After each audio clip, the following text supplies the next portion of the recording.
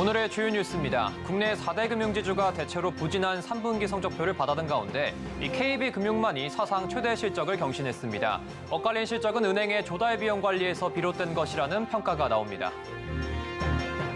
LG전자가 생활가전과 자동차, 전자장비의 호실적에 힘입어 올 3분기 1조 원에 달하는 영업이익을 기록했습니다.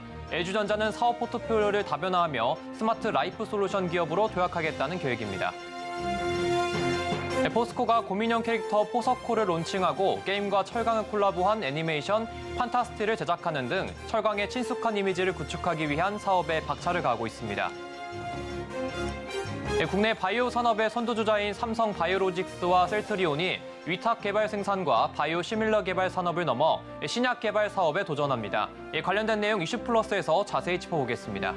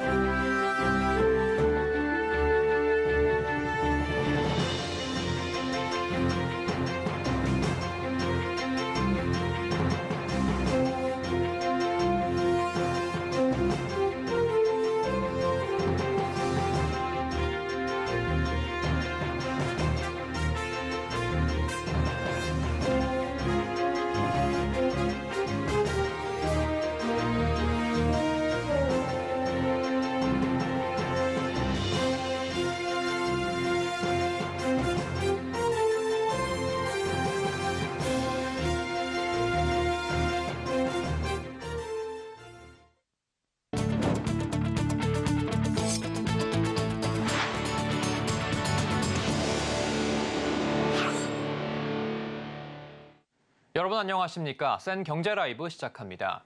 국내 주요 4대 금융지주의 3분기 실적 발표가 마무리됐습니다. KB금융을 제외하고는 대체로 부진한 성적표를 받았는데요. 이번 3분기 실적에선 조달 비용 관리가 희비를 가른 것으로 분석됩니다. 김수빈 기자의 보도입니다. 오늘을 기점으로 국내 4대 금융지주들의 3분기 실적 발표가 마무리됐습니다. 대체로 선방했다는 평가가 나오지만 아쉬운 성적표라는 지적도 적지 않습니다. 이번 실적 경쟁에서 먼저 웃었던 건 KB금융이었습니다. 올해 3분기까지 4조 3,704억 원의 누적 당기순이익을 내며 사상 최대 실적을 올렸습니다. 윤종규 회장이 다음 달 퇴임을 앞둔 가운데 올해 금융지주 중에선 처음으로 연간 순이익 5조 원 시대를 열 것이란 관측이 나옵니다. 반면 나머지 금융지주 3곳은 1년 전과 비교해 분위기가 상당히 어둡습니다. 우리금융은 0.04%, 신한금융과 하나금융은 각각 26.6%, 14.69% 감소했습니다. 올 3분기 실적은 은행의 편중된 수익 구조가 불러온 결과라는 분석이 나옵니다. 4대 금융지주들의 은행 의존도는 적게는 62%, 많게는 94%에 달합니다. 고금리 기조가 계속되면서 조달금리가 덩달아 올라 순이자 마진 님이 계속해서 하락 압력을 받고 있기 때문입니다. KB금융이 이번에 좋은 실적을 낸 건 님 하락을 잘 방어했기 때문입니다. 국민은행의 님은 0.01%포인트 하락에 그쳤지만 0.04에서 0.05%포인트까지 떨어진 은행들도 있었습니다. 현재 시장 상황은 녹록지 않습니다. 최근 금융시장은 대출금리보다 조달금리가 더 빠르게 뛰면서 이자이익의 크기를 결정하는 님 상승세가 한풀 꺾였습니다. 조달비용 파장으로 비용 부담이 커진 카드, 증권, 캐피탈 등 비은행 계열사들의 실적도 일제히 뒷걸음쳤습니다. 하나증권은 2분기 연속 손실을 보였고 신한투자증권은 적자 전환했습니다. 문제는 조달비용 상승세가 여전해 올 4분기 실적까지도 영향을 미칠 수 있다는 점입니다. 금융지주들도 비은행 영업을 더 확대해 은행 의존도를 낮추겠다는 계획이지만 비은행권들도 조달비용 관리가 힘들어 님 개선으로 이어질진 미지수라는 게 전문가들의 시각입니다. 따라서 올 연말까지는 조달비용을 관리해 은행권의 순이자 마진을 개선하는 것이 성적표를 판가름할 거란 관측입니다. 서울경제TV 김수빈입니다. LG전자가 올해 3분기 1조 원에 육박하는 이익을 거뒀습니다. 생활가전 부문의 실적 개선과 미래 성장 동력인 전장 사업이 역대 최대 영업이익을 달성하며 실적을 이끌었는데요. 신사업 발굴을 지속해 스마트 라이프 솔루션 기업으로 변화하겠다는 계획입니다. 윤혜림 기자입니다. LG전자가 연결 기준으로 올해 3분기 매출 20조 7,094억 원, 영업이익 9,967억 원의 성적표를 내놨습니다. 전년 같은 기간과 비교하면 매출은 2.2% 줄었지만 영업이익은 33.5% 늘었습니다. LG전자는 2030 미래비전 3대 동력으로 제시한 B2B 성장, 비하드웨어 사업 모델, 신사업 확보 등이 일관성 있게 추진된 결과라며 의미를 뒀습니다. 특히 전장, 냉난방 공조 등 기업 간 거래가 확대되며 올해 LG전자의 매출 중 B2B 사업 매출은 30% 중반대를 차지했습니다. 전장을 담당하는 VS 사업본부는 영업이익 1,349억 원을 기록했고 올해 처음으로 연간 매출액 10조 원을 넘을 것으로 전망되고 있습니다. LG전자는 일시적 수요 둔화 가능성에도 VS 사업본부의 성장 동력인 전기차 전환 가속화와 고부가 부품 수요 고속 성장은 여전히 기대된다고 전망했습니다. 주력 사업인 생활가전을 맡고 있는 H&A 사업본부는 3분기 매출액 7조 4,574억 원, 영업이익 5,045억 원을 기록했습니다. 영업이익은 전년 같은 기간보다 2배 이상 늘어난 겁니다. 연말 마케팅 비용 증가에도 생산, 구매, 물류 등 오퍼레이션 전반의 경쟁력이 높은 수익성을 이끌었다는 분석입니다. LG전자는 경기 불확실성 장기화에도 멕시코 LG마그나 이파워트레인 생산기지 가동을 본격화하고 서비스 구독 신규 사업을 확대하는 등 4분기에도 성장세를 이어나간다는 계획입니다. 4분기에는 경기 불확실성이 이어지고 시장의 경쟁도 심화될 것으로 예상이 됩니다. 하지만 사업 포트폴리오 전환을 가속화하고 주요 제품 판매를 확대하면서 전장을 비롯한 B2B 사업을 강화해서 매출 성장을 계속 이어나갈 계획입니다. 서울경제TV 윤혜림입니다. 포스코가 2030 세대를 겨냥해 철강에 대해 친근하고 쉽게 접근할 수 있도록 고민형 콘셉트 캐릭터 포석코를 론칭했습니다. 여기에 게임과 철강을 콜라보한 캠페인 판타스틸까지 젊은 세대의 눈길을 끌며 포스코 이미지 제고에 한몫하고 있는데요. 김효진 기자입니다. 포스코 철강 제품이 게임 속 판타지와 만났습니다. 한편의 영화를 보는 듯한 느낌을 주는 이 영상은 포스코가 넥슨과 콜라보해 만든 판타스틸. 포스코가 올해 포항제철소 1기 설비 종합준공 50주년을 맞아 제작한 디지털 애니메이션 영상입니다. 판타지와 철의 합성어인 판타스틸은 친환경 철강을 통해 미래 세대가 꿈꾸고 바라는 판타지 같은 더 좋은 세상을 만들겠다는 의미를 담았습니다. 포스코의 초고강도 강판인 기가스틸, 고강도 경량화를 위해 2종 소재를 결합한 멀티 머티리얼, 영하 165도의 극저온에서도 강도를 유지하는 고망간 강 등 철강 제품을 전투 기술과 아이템에 접목한 점이 눈길을 끕니다. 2030 세대를 겨냥해 인류와 문명의 발전에 기여한 철의 가치와 소중함을 박진감 넘치는 디지털 애니메이션 영상으로 표현했습니다. 젊은 세대가 철강에 대해 친근하고 쉽게 접근할 수 있도록 기획했습니다. 포스코는 이번 캠페인 영상 외에도 고민형 캐릭터 포석코를 론칭해 MZ세대 공략에 나섰습니다. 포스코 연구원이 고민형에 수소 연료전지를 넣어 생명을 얻었다는 콘셉트의 캐릭터 포석코. 귀여운 캐릭터를 통해 포스코의 환경 친화적이고 지속 가능한 기업의 이미지를 보여주면서 수소 환원 제철 기술과 미래 소재 등을 알기 쉽게 설명합니다. 포스코는 국제 PR협회가 주관한 골든월드 어워즈 2022 소셜미디어 부문 수상과 2022-2023 머큐리 어워드 소셜미디어 부문에서 그랜드 어워드 위너상을 받았습니다. 국내 기업이 소셜미디어 부문 그랜드 어워드 위너를 수상한 건 이번이 처음입니다. 포스코는 앞으로도 기존 방식에서 벗어난 캠페인을 통해 젊은 세대와 소통을 강화해 나간다는 계획입니다. 서울경제TV 김유진입니다.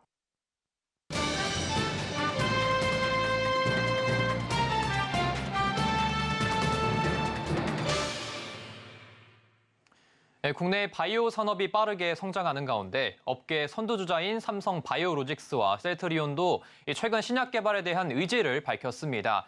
두 회사는 각각 위탁 개발 생산 사업과 바이오 시밀러 개발로 성장을 했는데 글로벌 의약품 시장을 주도하는 기업으로 나아가기 위해서 신약 개발까지 사업에 손을 뻗치고 있습니다. 산업이부 서지은 기자와 자세한 내용은 다뤄보겠습니다. 안녕하십니까? 네, 안녕하세요. 네, 서지현 기자님, 이 국내 바이오 기업들 코로나 팬데믹 이후 빠르게 계속해서 성장을 하고 있는데 위탁 개발 생산을 뜻하는 이 CDMO 사업이 선두를 달리는 이 삼성 바이오로직스도 올해 3분기 역대급 실적을 좀 이루고 있습니다. 매출 규모가 얼마나 됩니까? 네, 삼성바이오로직스의 경우 분기 매출액이 처음으로 1조 원을 돌파했습니다. 삼성바이오로직스는 올해 3분기 매출액이 1조 340억 원을 기록했다고 밝혔는데요. 지난해 상반기 반기 매출 1조 원을 처음으로 돌파한 데 이어 1년 만에 분기 매출 1조 원 시대를 열었습니다. 특히 3분기까지 누적 매출액은 2조 6,211억 원으로 연매출 3조 달성에 성큼 다가섰습니다. 더욱이 삼성바이오로직스는 40%대의 높은 영업이익률을 유지했는데요. 올해 3분기 별도 기준 영업이익률은 43.2%, 연간 누적 영업이익률은 41.2%를 기록했습니다. 네, 이 삼성 바이오로직스가 빠르게 성장할 수 있었던 이유가 좀 있을까요? 네, 세계 최대 규모의 바이오 의약품 생산 시설인 사공장이 실적을 견인했습니다. 사공장은 생산 능력 24만 리터로 단일 공장 기준 전 세계 최대 생산 능력을 갖춘 시설입니다. 삼성바이오로직스는 사공장 완공 전부터 수주 활동을 진행했으며 올해 6월 전체 가동을 돌입했습니다. 이후 글로벌 제약회사를 중심으로 대규모 의약품 위탁 생산을 유치한 상태입니다. 올해 삼성바이오로직스의 1,000억 원 이상 대규모 계약은 총 8건에 해당합니다. 누적 계약액은 2조 7,260억 원인데요. 역대 최고 수주액을 달성한 2020년 약 1조 9천억 원의 기록을 3분기 만에 41% 초과 달성했습니다. 네, 최근 이 글로벌 CDMO 기업들이 기존보다 실적 발표 전망치를 좀 하향해서 조정을 하고 있습니다. 단순 위탁 생산으로만은 사업을 지속하기는 힘들다 이런 입장을 좀 보이고 있는데 이 삼성 바이오로직스 다음 먹거리가 좀 어떻게 될까요? 네, 삼성바이오로직스는 다음 먹거리로 신약 개발 사업에 대해서도 강한 의지를 드러내고 있습니다. 졸림 대표는 스페인 바르셀로나에서 열린 글로벌 제약바이오 컨퍼런스 CPH 2023에서 우리가 한 단계 성장하려면 기존 CDMO, 바이오시밀러 사업만으론 한계가 있다며 신약 개발 사업을 추가해 40에서 50조 원 기업으로 만들 것이라고 밝혔습니다. 현재 삼성바이오로직스는 항체 약물 접합제인 ADC에 집중 중입니다. ADC는 표적하는 암세포만 골라 죽여 정상세포 손상 등의 부작용을 줄여주는 차세대 암 치료법으로 항암 유도 미사일로 불리기도 합니다.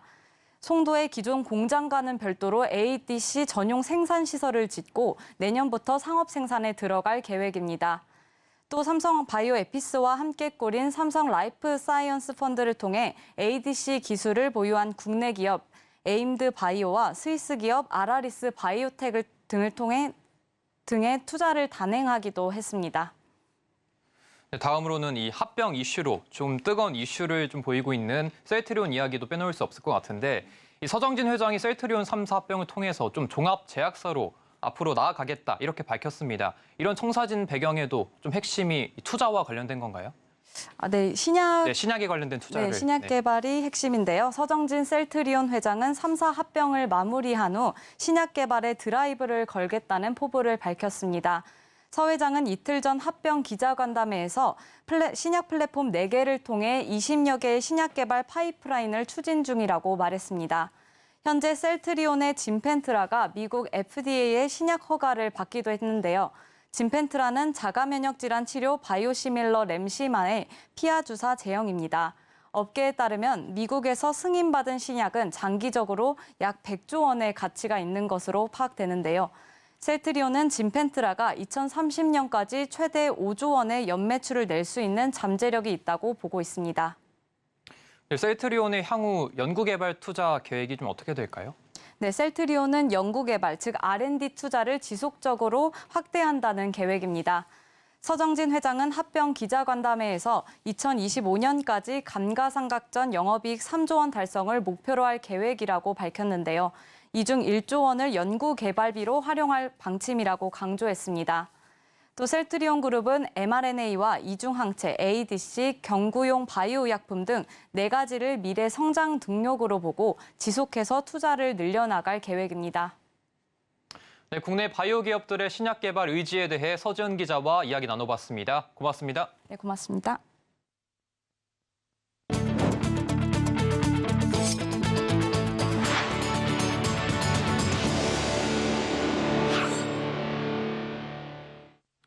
르노그룹이 5년간 글로벌 시장에 8개의 신차를 선보입니다. 소형 SUV와 하이브리드 중형 SUV 등 라인업을 강화하고 친환경차 판매 비중을 늘려 시장 공략에 속도를 낸다는 계획입니다. 박세아 기자입니다. 브라질 리우데자네이루 오토쇼 현장. 르노그룹이 르노 브랜드 인터내셔널 게임 플랜 2027을 통해 2027년까지 총 8개의 신차를 출시한다는 계획을 공개했습니다. This plan, on which we will invest 3 billion euros, will see 8 brand new Renault models produced and launched outside Europe by 2027. 한국 시장에는 르노그룹과 길리그룹이 지난 2022년 맺은 파트너십을 기반으로 CMA 플랫폼과 최신 하이브리드 구동 시스템을 적용한 중형 SUV를 선보입니다. CMA 플랫폼은 길리그룹에서 볼보와 폴스타, 링크앤코 등 차량에 적용되고 있습니다.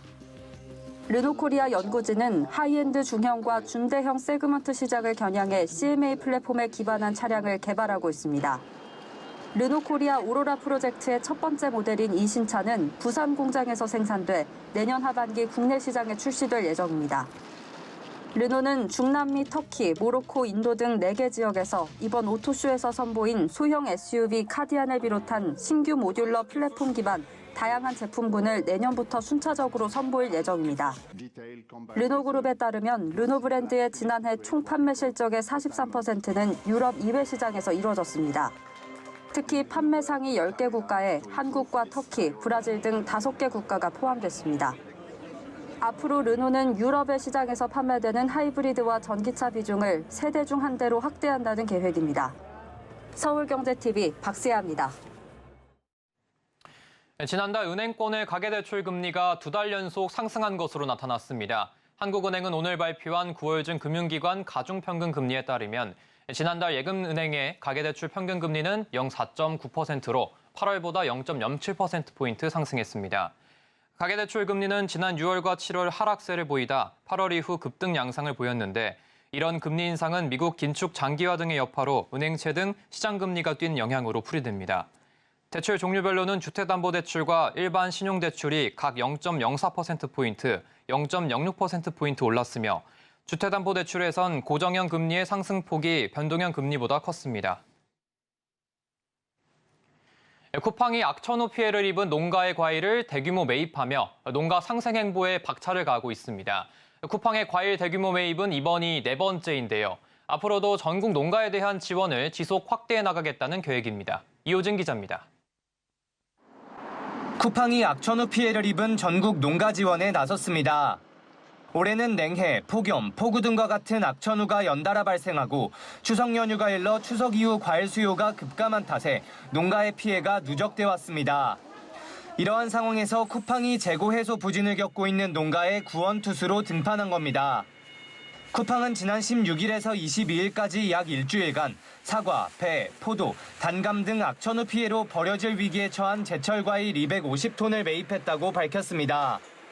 지난 6월부터 냉해와 폭염 등으로 피해가 가중된 농가들이 대상이며 쿠팡에 과일을 납품하는 전국 농가 수백 곳에서 매입 물량을 늘렸습니다. 쿠팡의 이번 대규모 과일 매입으로 재고 해소 부진에 대한 걱정을 덜은 전국 농가들은 쿠팡 덕분에 숨통을 돌렸다고 입을 모았습니다.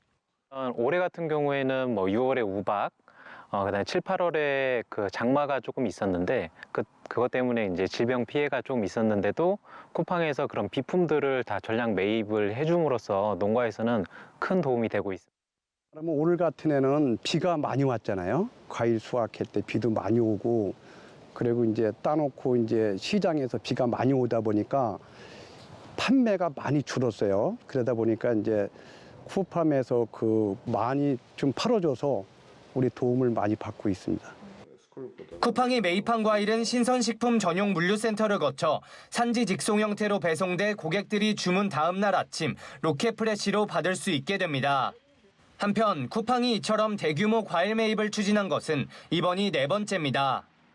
쿠팡은 지난해 추석과 올해 설 명절 이후 판매 시기를 놓친 과일을 각각 100톤, 200톤 매입했으며 지난 4월에는 방울토마토 전량 폐기 이슈가 발생한 토마토 400톤을 전국 농가에서 매입했습니다. 또 또한 지난달에도 우박 피해를 입은 사과 농가를 대상으로 60톤 규모의 우박 사과를 매입한 바 있습니다. 서울경제TV 이호진입니다.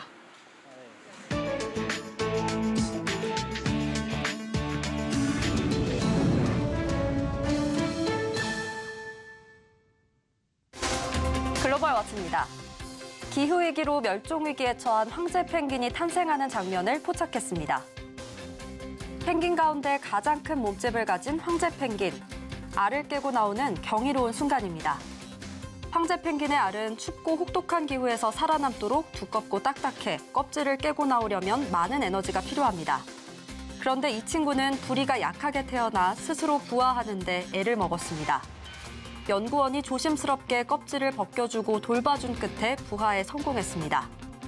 빙하가 녹고 해수면이 상승하면서 펭귄은 멸종위기에 직면해 있는데요.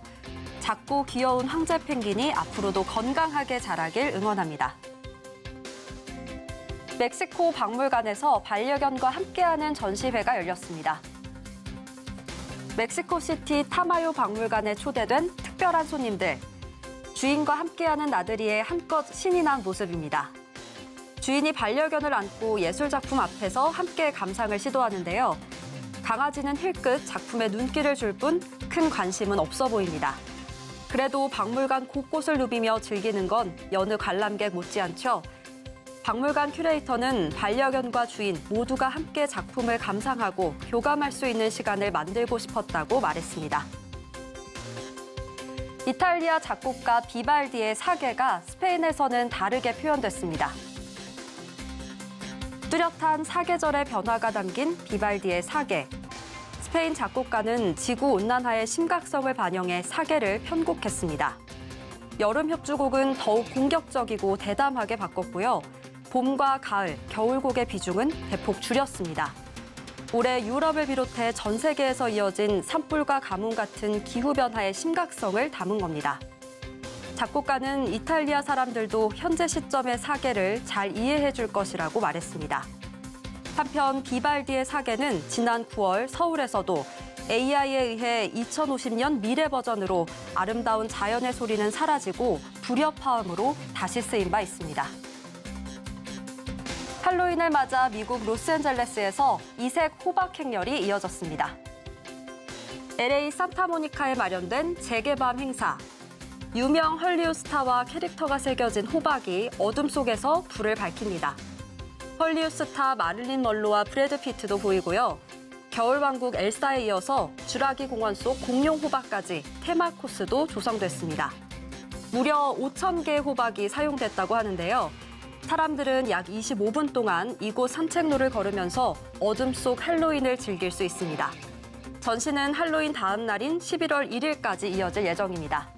글로벌 워치였습니다.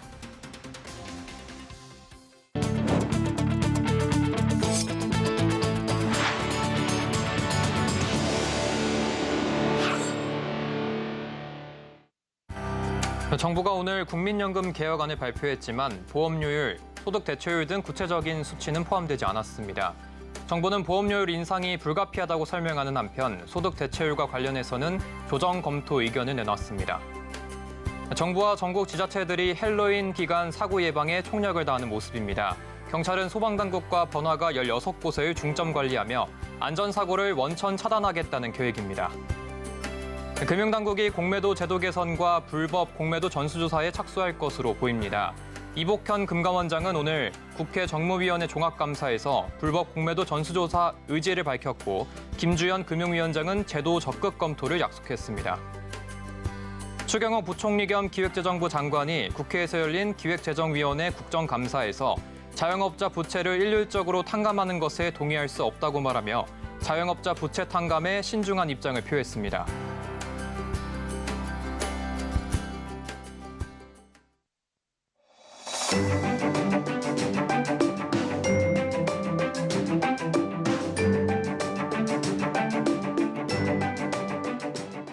안녕하세요. K웨더 라이프스타일 예보 박성훈입니다.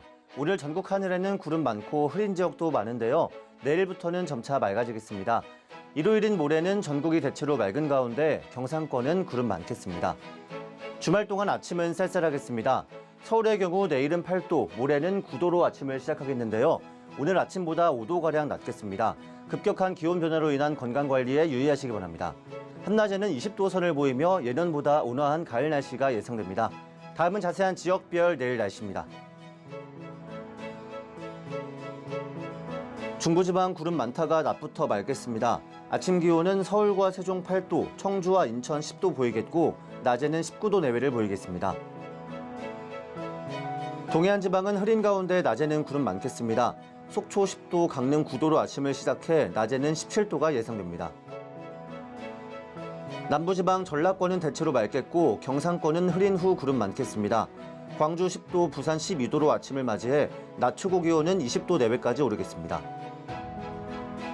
서해는 구름 많겠고 남해와 동해는 흐린 후 개겠습니다. 물결은 전해상에서 매우 높게 일겠습니다. 당분간 대체로 구름 많다가 수요일 중북부 지방에 비가 내린 후 그치겠습니다. 날씨였습니다. 이상으로 센 경제 라이브 마칩니다. 함께해 주신 여러분 고맙습니다.